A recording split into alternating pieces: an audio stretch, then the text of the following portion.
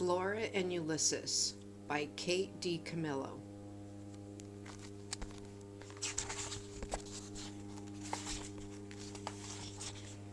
In the Tickham kitchen, late on a summer afternoon,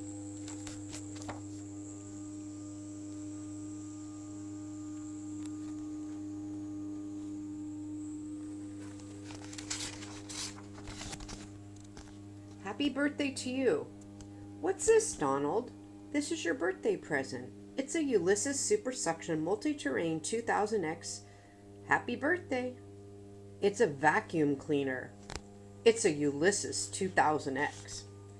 Yep, it's the crown jewel of vacuums. It features an extra long cord so that absolutely no mess, no dirt is ever out of your reach.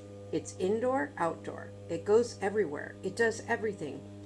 Goody. You have to try it out. Turn it on. For heaven's sakes, Donald. Please.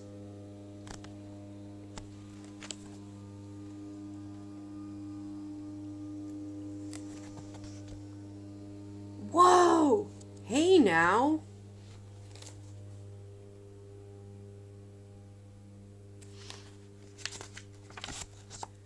What in the world, Donald? It's multi-terrain. You should try it outside. And that's how it all began, with a vacuum cleaner. Really.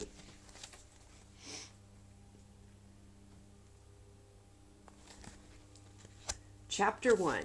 A Natural-Born Cynic. Flora Bell Buckman was in her room at her desk. She was very busy. She was doing two things at once. She was ignoring her mother, and she was also reading a comic book entitled The Illuminated Adventures of the Amazing Incandesto. Flora, her mother shouted, what are you doing up there? I'm reading, Flora shouted back. Remember the contract, her mother shouted. Do not forget the contract. At the beginning of summer, in a moment of weakness, Flora had made the mistake of signing a contract that said she would work to turn her face away from the idiotic hijinks of comics and toward the bright light of true literature.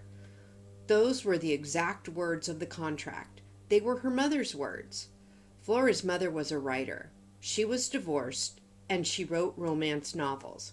Talk about idiotic hijinks. Flora hated romance novels. In fact, she hated romance. I hate romance, said Flora out loud to herself.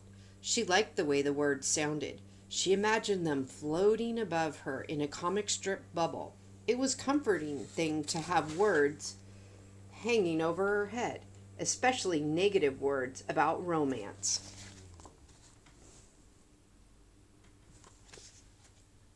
Flora's mother had often accused Flora of being a natural-born cynic. Flora suspected that this was true. She was a natural-born cynic who lived in defiance of contracts. Yep, thought Flora, that's me. She bent her head and went back to reading about the amazing incandesto.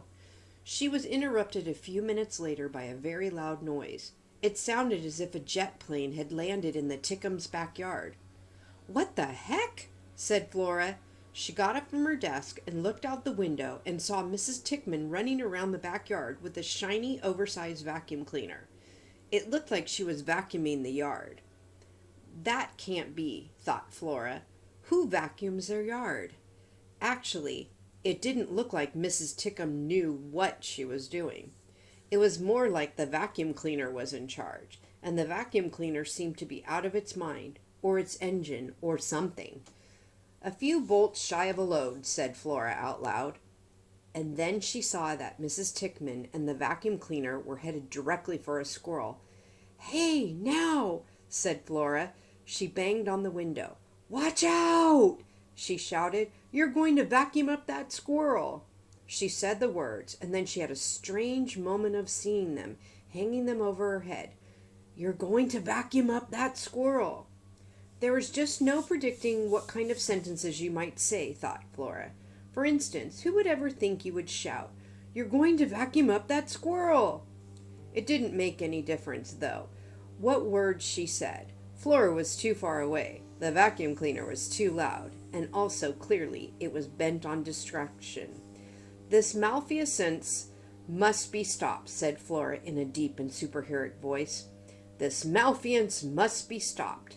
What was the unassuming janitor Alfred T. Slipper always said before he was transformed into the amazing Incandesto and became a towering, crime-fighting pillar of light? Unfortunately, Alfred T. Slipper wasn't present.